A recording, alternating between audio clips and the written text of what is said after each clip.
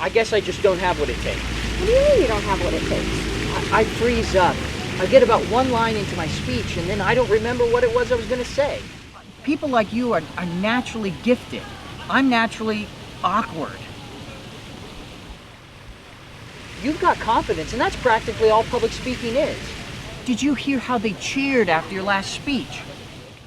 Then, Steve contracted a severe fever, leading to blindness, baldness, and eventually, complete paralysis.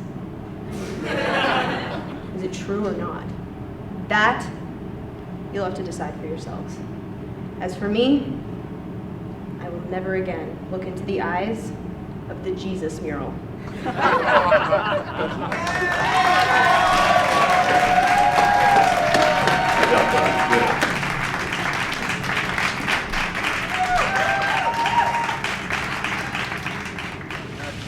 Bob?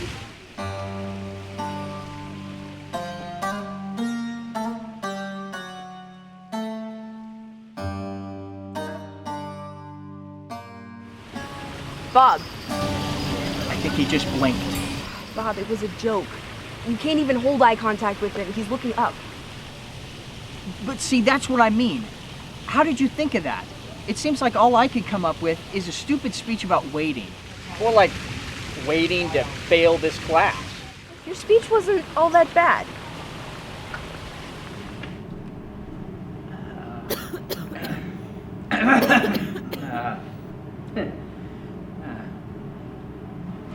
It's okay, Bob. Just continue whenever you're ready. Sometimes our lives are like airports, because all you pretty much have to do is wait for your plane to show up, and while you wait, you can anticipate that God does things, but metaphorically, because not all of us have planes, but God will actually do things, but it's the airport that's the metaphor. It's been 3 minutes, so I'm sitting down.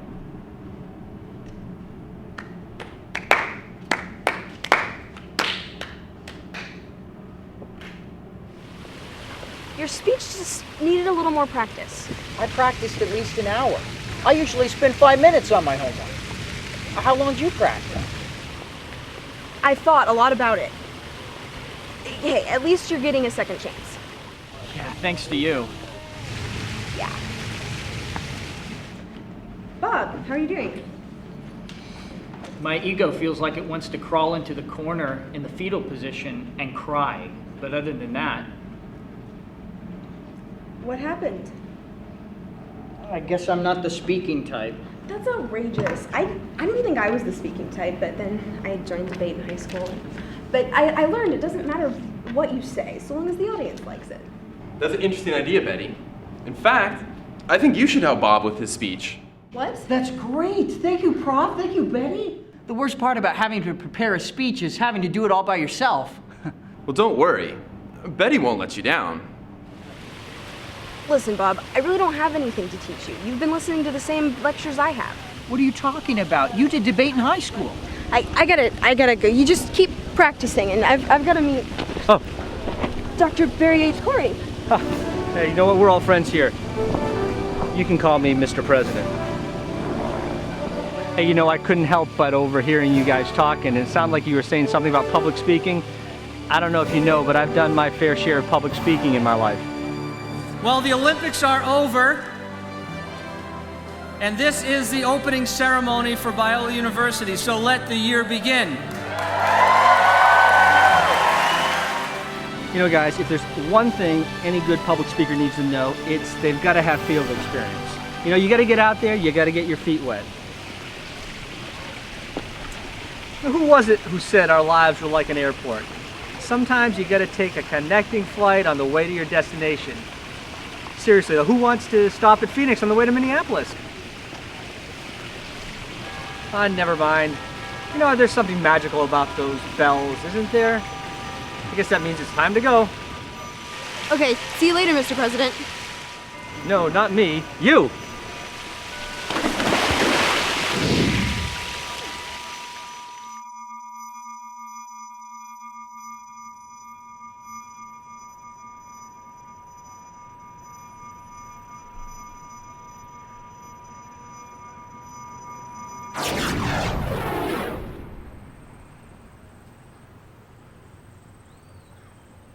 Well, that was unexpected.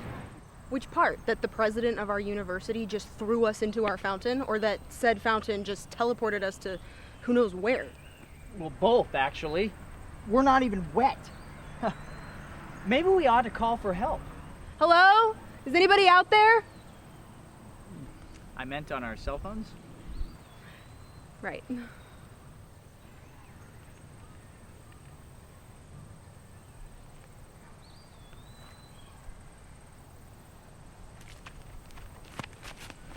What are you doing? What was that about? He's spooked at the sight of modern technology. Who? Shh. Get down. Stay low and quiet. Right through these trees. Do you guys see what I see? Who are you talking Right, to? right up there. Rats! You can't run forever, you know. I'll shoot your hairy hide and spread it all over the tabloids. Centerfold. You'll be on the front page. Then everyone will know I'm not crazy. Who are you talking to? The Sasquatch. Bigfoot? Excuse me. He doesn't appreciate being called that. He's a little self-conscious about his feet. Bigfoot? Sasquatch. What's the use? I guess I've never actually met anyone. Are you who- crazy? Excuse me? Am I crazy? Listen, Sasquatch has undeniable evidence that is just littered everywhere, all over the place. There's been hundreds of sightings everywhere. There's been DNA samples. There's been sticks that have been snapped suspiciously in the woods that photographers, only scientists can analyze and tell you, yes, this is proof. People ask these questions all the time. Is he dangerous? No, he's not dangerous. Have you ever heard of Bigfoot killing someone? Because he hasn't. That's why you haven't heard that. You know what else? People always ask, what's his diet include? Does he eat deer? Does he kill bears, possums? What does he eat? He eats stuff like fish, vegetables, carrots, because they're good for his eyes, so he knows where to walk at night. How fast can he run? Have you ever watched a Kentucky Derby? He's faster than a stallion. Go to Kentucky Derby any day. Bigfoot will beat them hands down. That's where I would put my money. So yes, is there ample evidence? Of course Bigfoot's real. You know what's crazy?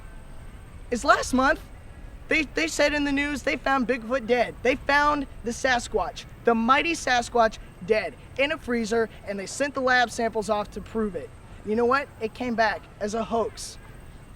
You know what? It was fake. People are trying to prove it, but he is real, and I'm telling you, he is real. You cannot get rid of Sasquatch because Sasquatch is immortal. It's okay. He's not aggressive. He's not aggressive.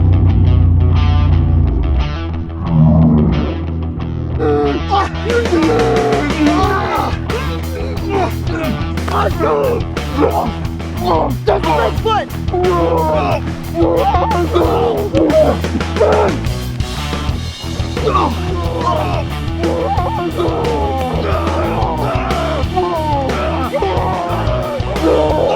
Betty! Save yourself!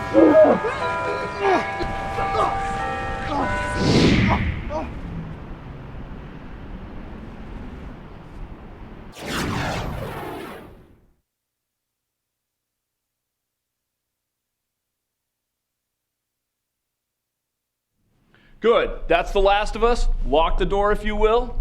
We have a pressing matter to discuss. The imminent threat of alien invasion. In a survey of Americans conducted by the Department of Alien Affairs, 37% of people admitted being afraid of being kidnapped. 3% were apprehensive of tractor beams. And only a startling 0.7% admitted being afraid of being kidnapped by a tractor beam. Ladies and gentlemen of the Pentagon, that is unacceptable. How do you expect Americans to properly resist alien invasion when they are too stupid to realize they should be afraid? Someone in this room is not doing their job. Now is not the time to point fingers. Today we have two important topics to discuss. First, how do we impress upon the American people to have a proper fear of extraterrestrials? Secondly, how do we do our part in resisting the invasion? Before I begin, are there any questions? Yes, in the back? What do you mean by alien? Excellent question. Your name? Bob? Mr. Bob, this is one of the technical difficulties of dealing with extraterrestrial matter. What comes into our minds when we think about aliens is the most important thing about us. You see, when Americans hear words, they see images, and most of these pictures are given to them by Hollywood. In order to get a message across effectively, you need to use words that invoke the right message. Alien is so common and broad of a term that it no longer strikes fear into the hearts of Americans. Some people think of aliens as cute and furry. Ladies and gentlemen, this has got to stop. We need a more sinister PR campaign. How about the boys in the media department write up a sequel to Independence Day? What do we call it? Anything you like. There's plenty of holidays left. Call it Canada Day for all I care. Moving on. The second thing we need to discuss is the contingency plan. Americans need to be able to cover the 3 essentials, all of which conveniently start with the letter R. Resist verbally. One night, you're jogging alone and you're approached by an alien. The first thing you need to say is, "No, you may not abduct me." This line of defense is often overlooked as it is easy to go directly into a physical confrontation. Secondly, resist mentally. Tell them with your mind, "You may not abduct me." Case studies have shown that in 73% of trials, resisting mentally prevents abduction. What are your sources? I'm sorry, that's classified, Mr. Bob.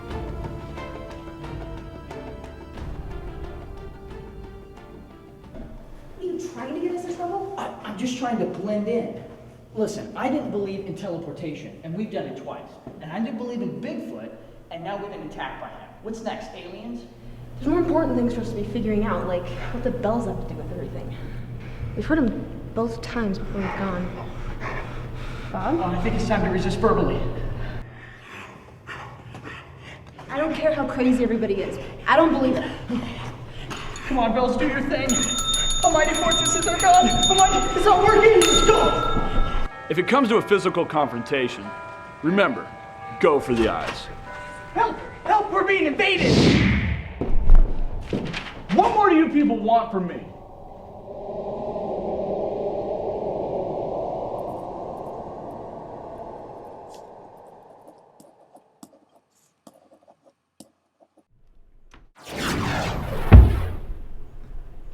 Teleportation. You two must be the ones I've been waiting for. I need you to help pass judgment on this fellow.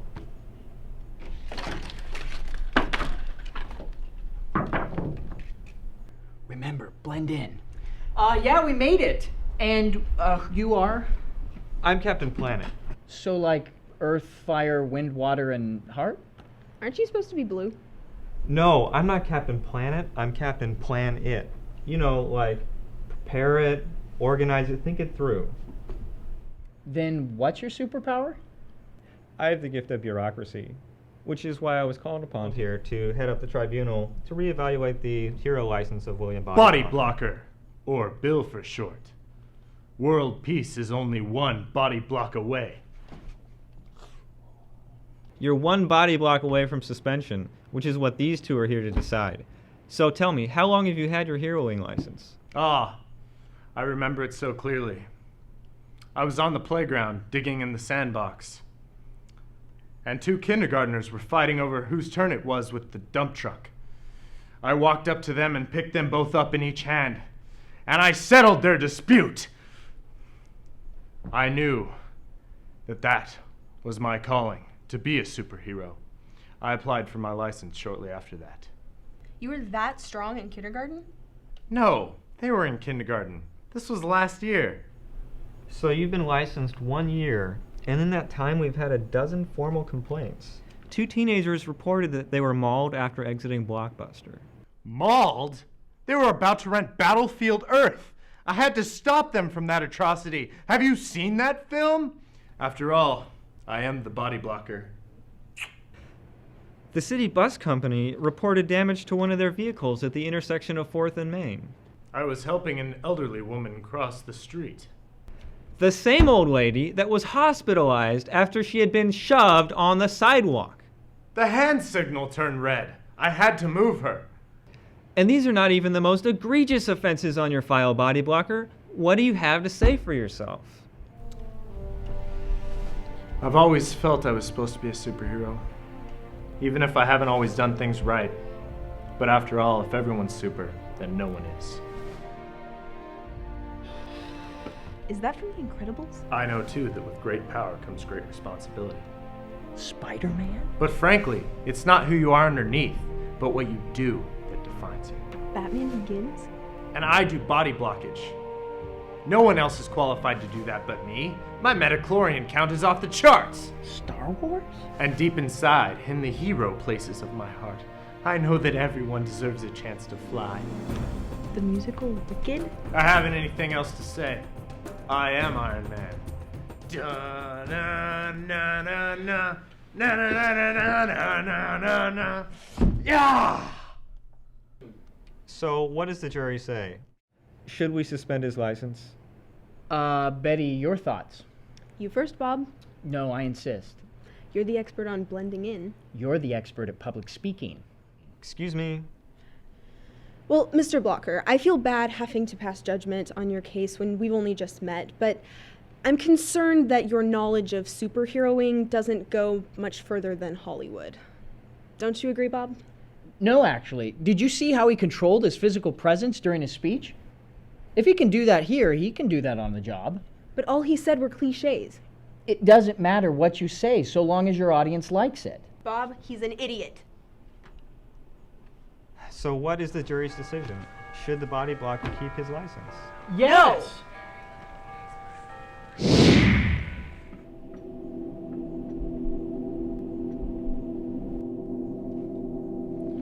It's you and me now.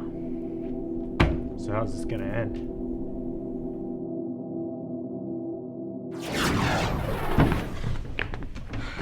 A lot of good blending in got us. Well, I just don't think we should argue with everyone we meet. And now, with the press of this button, your precious world will come to an end. That was easy. Oh, no explosion. Because it is not hooked up to my computer yet. Haha!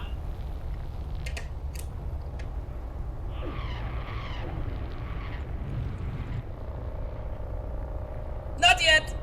Just kidding. Okay. All right, let's try this again. More German. I think more German. Yeah. All right. Citizens of the United States of America, I have an announcement. Permanecer sentados, por favor.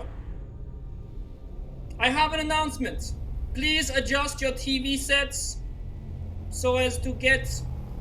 Who adjusts their TV sets anymore? Stupid! Dad was right! Please tune in using your digital cable and your modern technology and your sundials.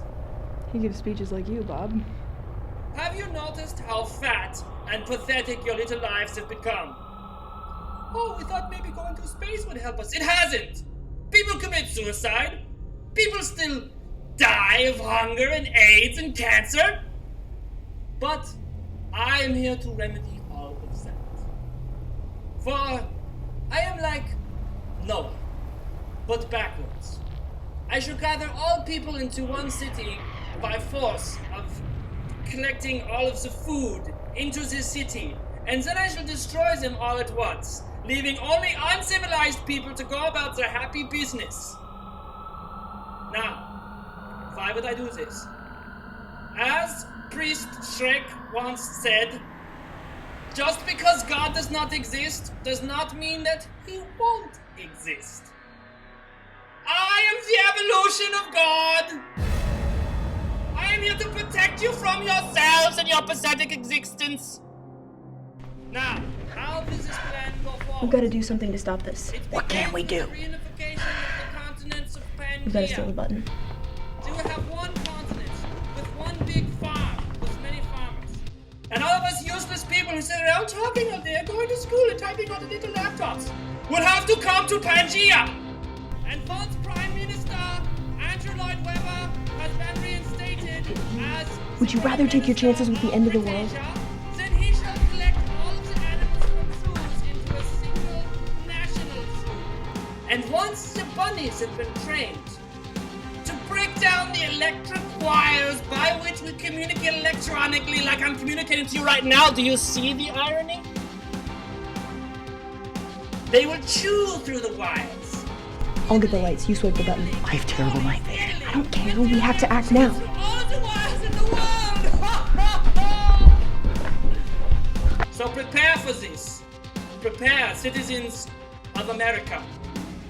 Your time is near.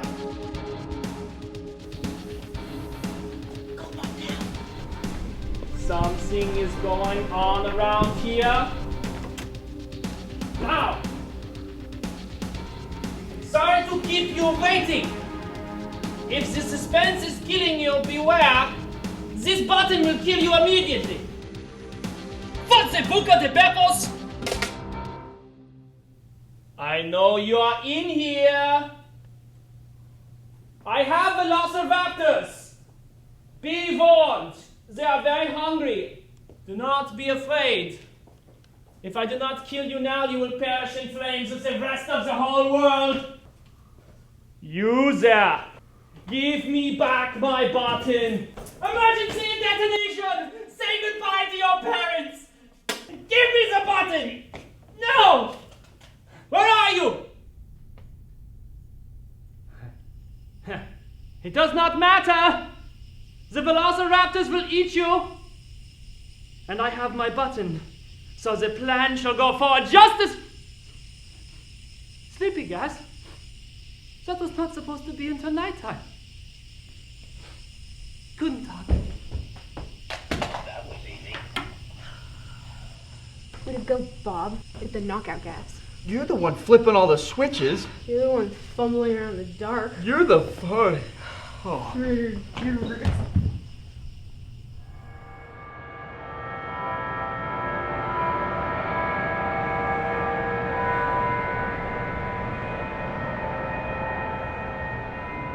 Betty.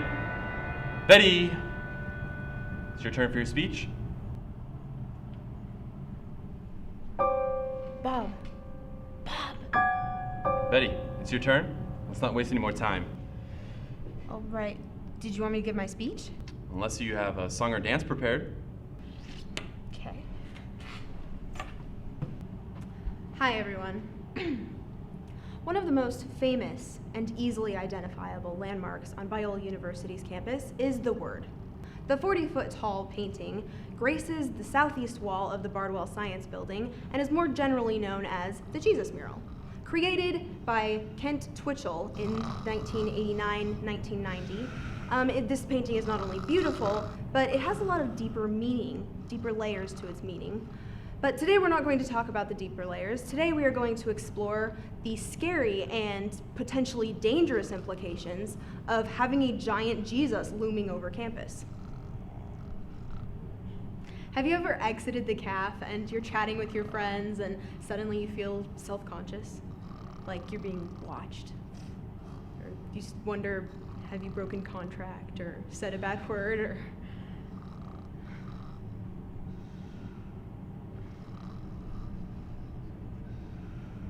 Are you finished? No, I'm not. This is the power of the Jesus mural over our lives. It's like Big Brother, only Big Father. If you don't believe me yet, consider Steve. Steve was a freshman last year and a good friend of mine until he was admitted to the health center for stomach pains. The nurses at first thought that it was the cat food, but then over time we realized what the real problem was. I think you're done. What, am I out of time? No, I just think we're done listening.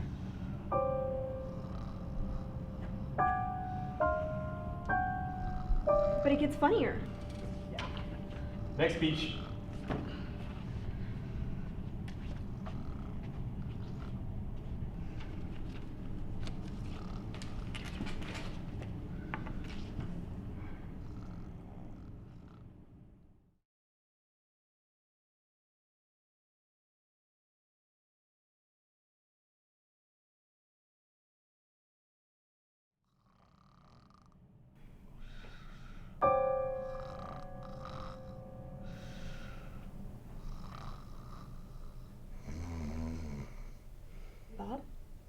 Counterattack.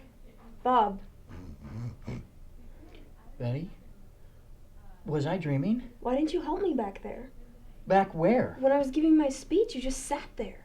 I'm not sure if I know what you're talking about. Hi, the counselor's ready for you. You can follow me.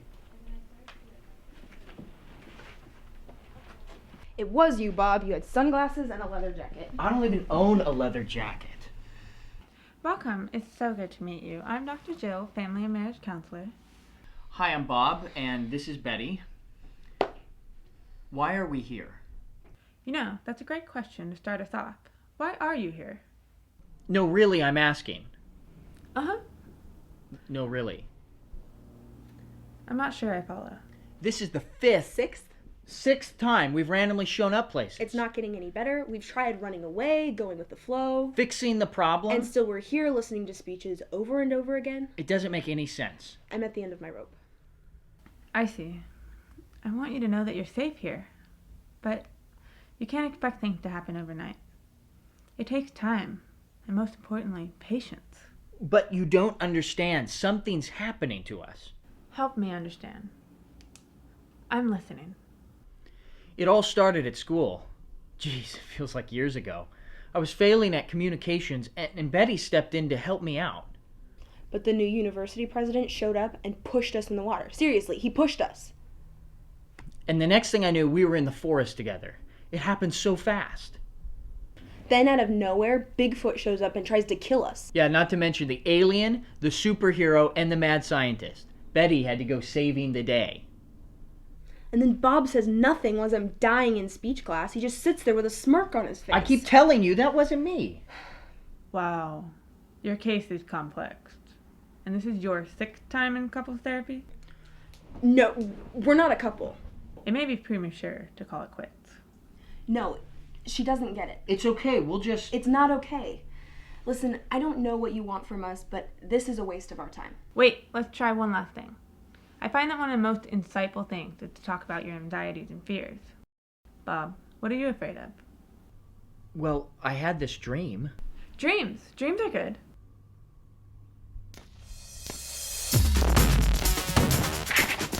I woke up in the middle of what looked to be a war zone. There were rocket launchers, explosions, bullets whizzing past my ear.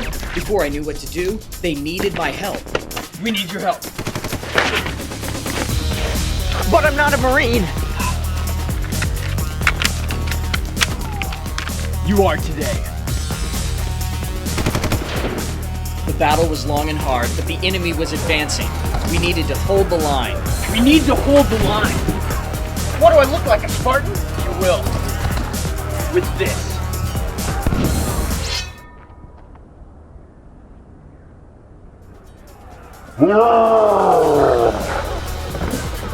Things got really bad when my operative got wounded.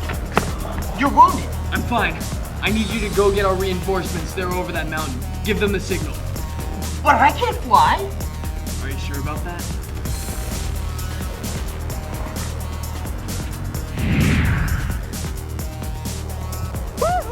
Flying above the battle spray, I even saw my house. Yeah. Then I teamed up with Jack Bauer and saved the president. It was pretty cool. But I have this fear of standing out, you know? Like if I actually am good at something, then people expect something from me. It's probably nothing, but I tend to back out of responsibility, you know? That's very interesting. What about you, Betty? What are you afraid of? Betty's not afraid of anything. Everyone has fears. I had a dream too. It was so real, I thought Bob was in it. I gave the best speech I could and no one laughed. I was just boring everyone. I failed. I hate failing. When have you ever failed? Look, I tried to teach you, Bob, and look where that got us. None of this is your fault. It's President Corey's fault. Besides, I'm really glad you're here, Betty. I would hate to be here alone. Yeah, me too. I remember what my public speaking teacher once told me. It's not about how you present yourself, but about how you are present as yourself. What's important is that you speak from your heart. which is what you've just done. That reminds me of a great illustration. I'm sure it does, but I think we've heard enough speeches for one day. So we've learned our lesson. Can we go home now? I don't see why not. With a few more sessions, I think I can save this marriage.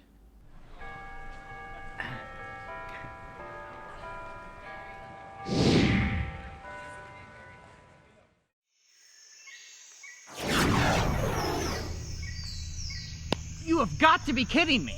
This isn't BBIOLA. This isn't even civilization. Why? Why? What more do you want from us?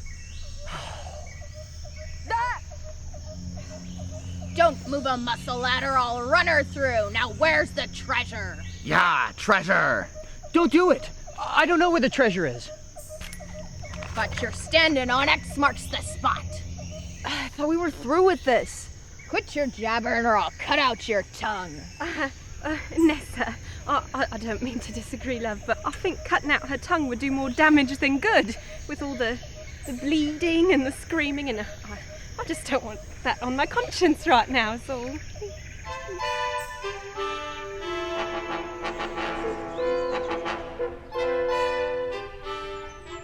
We don't know anything about the treasure. We just got here. They're stowaways. No, we didn't come by ship. They're cannibals. No, we just appeared here. They're voodoo witches. No, we're just students. We take tests, write papers, give speeches. The only speech you'll be given is your eulogy. Excuse me, Nessa, but to give your own eulogy would be a physical impossibility, seeing as you'd be dead and... Wait! What I meant to say was perhaps this is a bit of good fortune, really. When the captain arrives, maybe these two could soothe the captain's mighty temper with a speech. Might make the captain more disposed to keeping us alive, seeing as we ain't found the treasure. You yellow-bellied coward. It ain't our fault the treasure's not here. It's all the captain's fault. We followed the map step for step. I ain't afraid of the captain. If you ask me, the captain's got a rotten sense of... Captain! Mind telling me what's more important than digging for my treasure? Ah, Captain. You're always right. Nothing more important than your orders, that's for sure. Get to digging or I'll hang you from the yardarm. But you see, there's a small problem. There's no treasure. Yar, no loot. What's wrong with my map? Oh, nothing! In fact, the map's brought us something better than treasure. These two magical speech crafters have prepared a yarn just for you. I've always enjoyed a good yarn. You heard the captain. Give her a speech. And ye better make it good. The captain's been known to cut off the fingers of pirates she don't like. Poor fingers. All right, you lily-livered landlubbers. I'm ready for my speech. What do we say? I have an idea.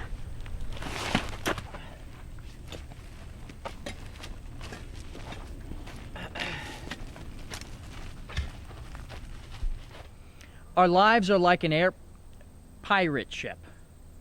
There's always a lot going on and never a break from the responsibilities. But sometimes you have to wait months at sea until you reach your destination. I hate them doldrums. Right. Who knows what can happen between here and there? The real test of a pirate is how she weathers the journey. Is she studying the stars to better navigate the voyage and the many voyages to come? Is she seeking treasure through thievery, or has she found a more honest means of obtaining fortune? Does she spend her days with a broken spirit and a bottle of rum? Rum! Ha-ha! Ha-ha! For all these seafaring buccaneers, there can only be one thing they hold in common: the weight. Have you ever asked yourself what Providence intends by it? Why the god of the skies and seas delays? How the weight makes our salty souls more hearty and resolute, more determined to overcome its fears. Bob? Not now, Betty. I'm on a roll. Ha ha ha! You be a better crew than these scallywags. Now pick up a shovel and start digging. No way, we're going home. This be your home now, till I sell ye as slaves in Barbados. Ha ha ha! Eh? What be that noise? Ha! You'll have to catch us then, because that's our ticket out of here.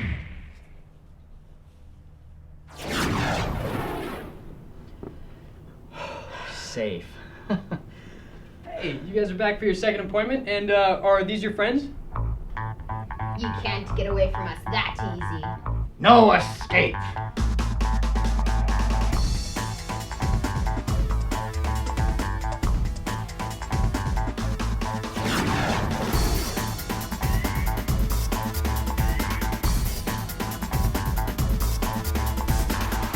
Betty, what are you doing here? Didn't I tell you to go to APU? Hey! Allow me.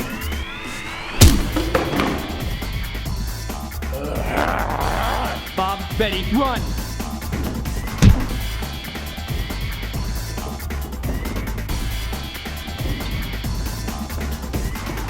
Sorry to disappoint you about the destruction of the world. It all would have gone fine if it wasn't for those meddling kids! What is that noise?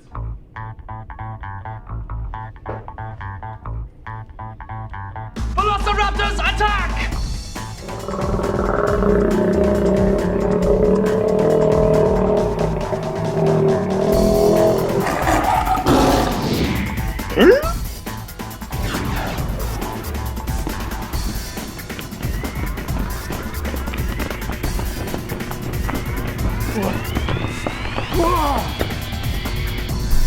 You've just been body blocked. Body blocker, you know your license has been suspended pending further review. Keep your license!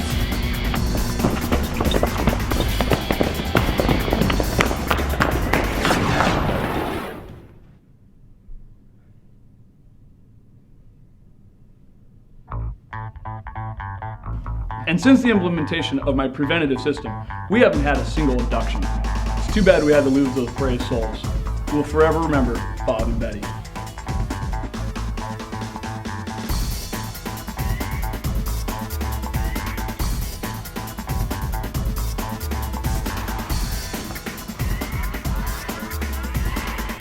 Run!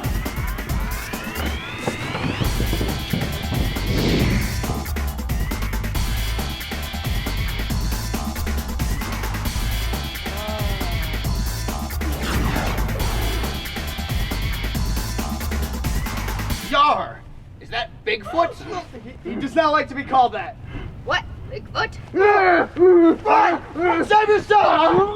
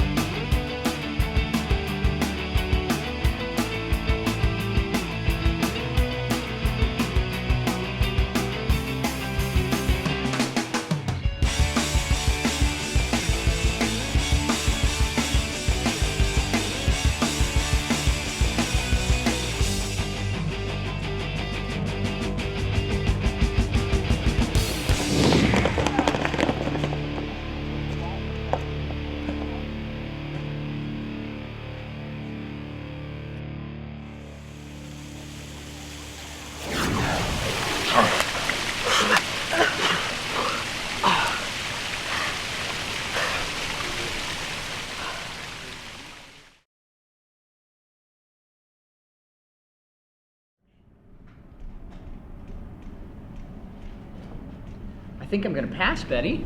You're gonna get an A. Good for you, Bob. I told you you could do it. It's President Corey's fault. What'd you get, Betty? I got more than a grade. Well, have a great break. I'm sure I'll be seeing you around. Yeah.